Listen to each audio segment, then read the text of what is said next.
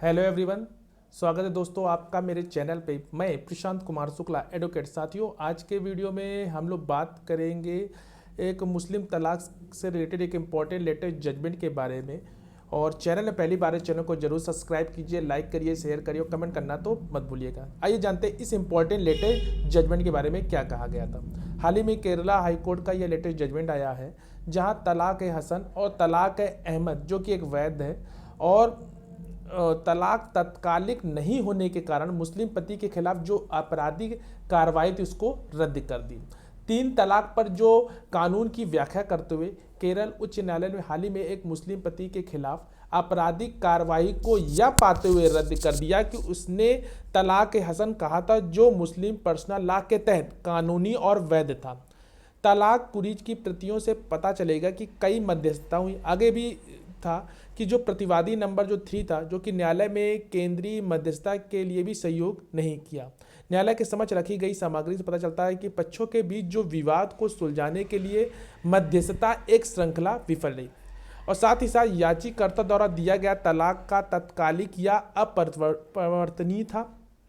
परिणामी निष्कर्ष से यह भी निकला कि जो याचिकाकर्ता द्वारा सुनाया गया तलाक अधिनियम की धारा 4 के तहत तलाक के बिद्दत निषिद्ध नहीं है। इस पे एक फेमस केस ला था, जो कि सायरा बानो बनाम भारत संघ 2017 का सुप्रीम कोर्ट का, जिसके ऐतिहासिक फैसले पे भरोसा जताते हुए कोर्ट ने कहा कि तलाक के बिद्दत या तलाक तत्काल तलाक के अन्य समान रूप शून्य और असंवैधानिक थे और तलाक हसन नहीं थे या तलाक हसन।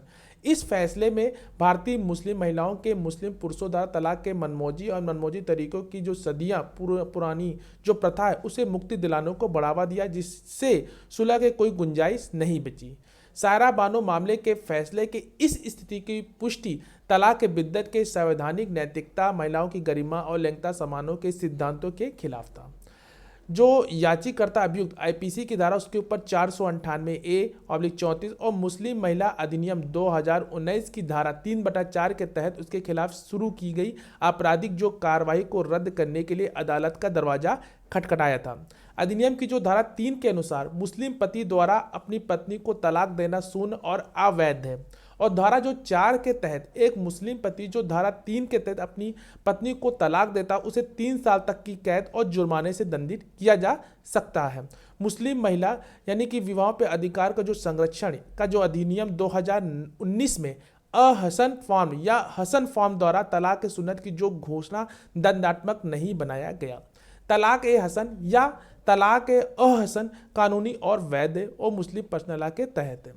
जो तलाक है जो अहसन में पति और अपनी पत्नी को तुहर की उस अवधि में जिसके दौरान उसके साथ रिलेशनशिप नहीं किया था एक बार तलाक दे देता है, तो फिर उसके इद्दत के पालन के लिए भी छोड़ देता है। इद्दत के दौरान तलाक रद्द किया जा सकता है। यदि जोड़ा इद्दत की अवधि के भीतर और रिलेशनशिप में फिर से शुरू कर देता है तो जो तलाक की जो घोषणा को रद्द कर दिया गया माना जाता है। अदालत ने कहा कि जो याचिकाकर्ता ने तलाक कुरीज में तलाक कहने के आधार पर जो कारण बताए थे, याचिकाकर्ता के प्रयासों के बावजूद शिकायतकर्ता उसके साथ शांतिपूर्ण पारिवारिक जीवन को जीने के तैयार नहीं थी। यह भी माना गया कि जो शिकायतकर्ता ने झूठे आरोपों पर याचिकाकर्ता उसके वृद्ध माता पिता के खिलाफ आपराधिक मामला भी दायर किया था। और अदालत ने यह भी निष्कर्ष निकाला कि जो याचिकाकर्ता द्वारा दिया गया तलाक तत्कालिक या अपरिवर्तनीय नहीं कहा जा सकता और याचिकाकर्ता के खिलाफ जो शुरू की गई जो अंतिम रिपोर्ट और आपराधिक कार्रवाई को भी रद्द कर दिया गया। याचिकाकर्ता और शिकायतकर्ता 2015 में मुस्लिम संस्कारों और रीति रिवाज के अनुसार शादी कर ली थी, जैसे कि उनके रिश्ते में तनाव आ गया और याचिकाकर्ता ने फरवरी 2022 में अपना पहला तलाक कहा। जब उसने अप्रैल 2022 में अपना तीसरा तलाक कहा तो उसकी पत्नी ने शिकायत दर्ज की। याचिकाकर्ता की तरफ से जो वकील ने भी कोर्ट के समय अपनी बातें रखी और उनकी अपोजिट साइड के भी वकीलों ने भी बात रखी, जहां केरल हाई कोर्ट ने जो तलाक हसन तलाक अहसन वैध जो कि तत्कालिक तलाक नहीं होने के कारण मुस्लिम पति के खिलाफ जो आपराधिक कार्रवाई उसको रद्द कर दी। आशा करते हैं यह जजमेंट आपको समझ में आया होगा और अगर आपके मन में कोई भी क्वेरी हो तो दिए गए कमेंट बॉक्स में जरूर पूछिएगा या दिए गए व्हाट्सएप नंबर पे भी हमसे संपर्क कर सकते हैं। अगर आपको किसी केस से रिलेटेड कोई भी क्वेरी हो तो आप कॉल पे भी अपॉइंटमेंट बुक करा सकते हैं, जिसकी लिंक डिस्क्रिप्शन बॉक्स में दी है। मिलते हैं एक नेक्स्ट वीडियो एक नेक्स्ट जजमेंट सीरीज के साथ, तब तक के लिए धन्यवाद।